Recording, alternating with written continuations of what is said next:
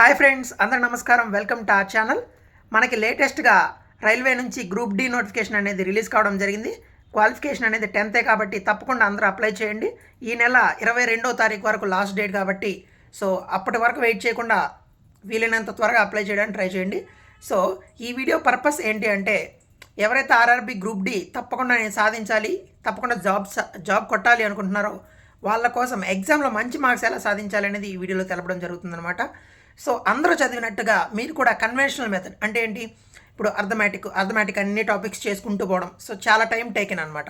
తర్వాత రీజనింగు, తర్వాత వచ్చేసి జనరల్ సైన్స్, మనకి తర్వాత వచ్చేసి జనరల్ స్టడీస్. సో ఇదంతా చదివడం వల్ల మీరు చాలా టైం అనేది పడుతుంది. అదేవిధంగా మీరు చదివిన ఎగ్జామ్లో వస్తాయో రావో అనేది మీకు ఒక డౌట్. సో మీరు అన్ని టాపిక్ క్లియర్ ఎగ్జామ్లో వచ్చే టాపిక్స్ చదివారా లేదనేది కూడా ఒక డౌట్ ఉంటుంది. సో ఎంత చదివినా కూడా మీ మార్క్స్ అనేవి సో 60-50 దగ్గర ఆగిపోతూ ఉంటుంది అనమాట. కానీ ఈ వీడియోలో చెప్పే మీరు ఈ మెథడ్ని కానీ ఫాలో అయితే మీకు ఈజీగా 75+ స్కోర్ చేసే అవకాశం ఉంటుందన్నమాట. ముందుగా ఏంటంటే, మనకు రైల్వే ఎగ్జామ్ ప్యాటర్న్ అనేది చూసుకున్నట్లయితే మనకి అర్థమెటిక్ రీజనింగ్ క్వశ్చన్స్ ఉంటాయి కదా. అర్థమెటిక్ వచ్చేసి 25 ఉంటాయి, రీజనింగ్ వచ్చేసి 30 ఉంటాయి. సో అందరూ కూడా మ్యాక్సిమము మనకి 100 ప్రశ్నలకి 90 నిమిషాల టైం ఉంటుంది కాబట్టి వాళ్ళకి 1.5 గంట 2 గంటలు ఇస్తే 100కి 100 ప్రశ్నలు అంటే అక్కడ వచ్చే అర్థమెటిక్ రీజనింగ్ అన్ని ప్రశ్నలు చేసే అవకాశం ఉంటుందన్నమాట. అందరూ చేయగలరు. కానీ అక్కడ ఇన్ టైంలో అక్కడ ఇచ్చిన ఆ కొద్ది సమయంలోనే మీరు చేయగలిగే వాళ్ళకి అక్కడ జాబ్ వస్తుంది అనమాట. సో అది మీరు చేయాలి అంటే ఏంటంటే, మనం అందరు కన్వెన్షనల్ లాగా కాకుండా ముందుగా మనం ప్రీవియస్ ఇయర్ అంటే 2019లో కానివ్వండి, సో మొన్న లేటెస్ట్గా జరిగిన గ్రూప్ డి కానివ్వండి, సో లేటెస్ట్ అండ్ అంతకుముందు గ్రూప్ డి పేపర్స్ అన్ని తీసుకొని క్వశ్చన్స్ సాల్వ్ చేయడానికి ట్రై చేయండి ఫస్ట్. ఎందుకంటే గ్రూప్ డి కానీ రైల్వేలో మ్యాక్సిమం ఏంటంటే ఇచ్చిన ప్యాటర్న్సే ఇస్తుంటాడు.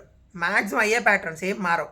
అర్థమెటిక్ కానీ రీజనింగ్ కానీ ప్రశ్నలు మీరు వేరే బుక్లో చదివే కంటే కూడా ప్రీవియస్ క్వశ్చన్స్ని సాల్వ్ చేయడానికి ట్రై చేయండి. అప్పుడు మీకు ఏంటంటే ఆ ప్యాటర్న్ అనే అర్థమవుద్ది.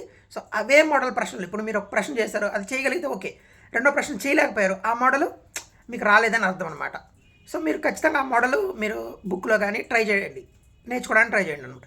సో అలా చేస్తే ఏంటంటే టైం అనేది చాలా సేవ్ అవుద్ది. అదేవిధంగా మీరు ఎగ్జామ్ ఓరియంటేషన్లో ఎక్కువ క్వశ్చన్స్ ఎలా సాల్వ్ చేయలేదని అర్థమవుతుంది అనమాట. అదేవిధంగా ఎగ్జామ్లో ఎటువంటి ప్రశ్నలు అడుగుతున్నారు అయ్యే ప్రశ్నలు నెక్స్ట్ ఎగ్జామ్స్లో కూడా రిపీట్ అవుతాయి. పెద్ద ప్యాటర్న్ అయితే చేంజ్ ఉండదు. సో ఇక్కడ ఈ ప్యాటర్న్ మీరు సాల్వ్ చేసిన క్వశ్చన్లు అక్కడ వస్తాయి కాబట్టి ఈజీగా మీరు మార్క్స్ అనేది గెయిన్ చేయొచ్చు. అదేవిధంగా మనకి అర్థమెటిక్ 25, తర్వాత రీజనింగ్ వచ్చేసి 30. రీజనింగ్ కూడా ఫాస్ట్గా చేయడం అనేది నేర్చుకోవాలన్నమాట. సో అక్కడ వచ్చిన ప్రశ్న మోడల్స్ అనేవి బాగా సాల్వ్ చేయండి. తర్వాత వచ్చేసి జనరల్ సైన్స్ అనేది 25 మార్క్స్ ఉంటుందన్నమాట. సో అది మామూలుగా మనకి జనరల్ సైన్స్లో కూడా ఫిజిక్స్ ప్రాబ్లమ్స్ అనేవి కొంచెం అంటే ఇబ్బందిగా ఉంటాయి. ఫిజిక్స్ కెమిస్ట్రీ ప్రశ్నలు ఎక్కువ వస్తాయి అనమాట సైన్స్ కంటే. సో 10th వరకు టెక్స్ట్ బుక్స్ చదివినా సరిపోతుంది, స్టేట్ టెక్స్ట్ బుక్స్ అయినా పర్లేదు. మ్యాక్సిమం మన ఆంధ్రప్రదేశ్ ఏంటంటే సెంట్రల్ సిలబస్సే మన వాళ్ళు ఇంక్లూడ్ చేసుకున్నారు కాబట్టి ప్రాబ్లం లేదు. సో తెలుగు మీడియం ప్రిపేర్ అవుతున్న వాళ్ళు ఎన్సీఆర్టీ బుక్స్ చదవాలని ఇబ్బంది పడద్దు, మన స్టేట్ బుక్స్ కూడా సరిపోతాయి 10th వరకు. సో కొంచెం ఫిజిక్స్ ప్రాబ్లమ్స్ మీద కూడా దృష్టి పెట్టండి. తర్వాత జనరల్ స్టడీస్ చూసుకున్నట్లయితే మనకి కరెంట్ అఫైర్స్ అనేవి 1 ఇయర్ నుంచి 1.5 ఇయర్ వరకు కూడా అడిగేస్తారు ఒకసారి స్పోర్ట్స్కి సంబంధించి. సో మీరు ఖచ్చితంగా పర్ఫెక్ట్గా 1 ఇయర్ కరెంట్ అఫైర్స్, మెయిన్గా స్పోర్ట్స్, దీనికి కూడా ప్రీవియస్ ఇయర్ క్వశ్చన్ పేపర్స్ అనమాట. ప్రీవియస్ ఇయర్ క్వశ్చన్ పేపర్లో ప్యాటర్న్ ఎలా ఉంది అంటే మ్యాక్సిమం స్పోర్ట్స్ బిట్లు ఎక్కువ వస్తుంటాయి. అదేవిధంగా ఆర్ట్స్కి సంబంధించి నాట్యం, డ్యాన్స్ ఫామ్స్కి సంబంధించి, తర్వాత వచ్చేసి మ్యాక్సిమం ఏంటంటే యునెస్కో హెరిటేజ్ సైట్స్ కానీ ఇలాంటి బిట్స్ అనేవి ఎక్కువ వస్తూ ఉంటాయి అనమాట. సో ఇలాంటి ముందు చదువుకొని బ్రాడ్ కాన్సెప్ట్ అనేవి ఫస్ట్ ఏదైతే టాపిక్లు ఎక్కువ బిట్లు వస్తాయో వాటిని ముందు కవర్ చేయడానికి ట్రై చేయండి. అదేవిధంగా ప్రీవియస్ ఎగ్జామ్స్ తప్పకుండా మీరు సాల్వ్ చేయండి. అదే మీకు మంచి మార్క్స్ తెచ్చిపెట్టుద్ది అనమాట. అదే మీకు జాబ్ వచ్చేదానికి కూడా అవకాశం అనేది క్రియేట్ చేస్తుంది. ముందే మీరు బుక్స్ ముందే వేసేసుకొని చదవడం కాకుండా ప్రీవియస్ ఇయర్ క్వశ్చన్ పేపర్స్ అనేది సాల్వ్ చేయండి. సో ఎందుకంటే పదే చెప్తున్నా అంటే అది మీకు చాలా హెల్ప్ అవుద్ది.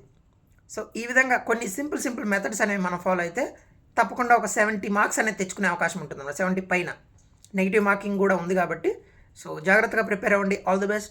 ఈ వీడియో మీకు కొంతైనా హెల్ప్ అనిపిస్తే లైక్ చేయండి. సో ఇంకా నెక్స్ట్ ఎటువంటి వీడియోస్ కావాలనేది కూడా కామెంట్ చేయండి. Thank you so much.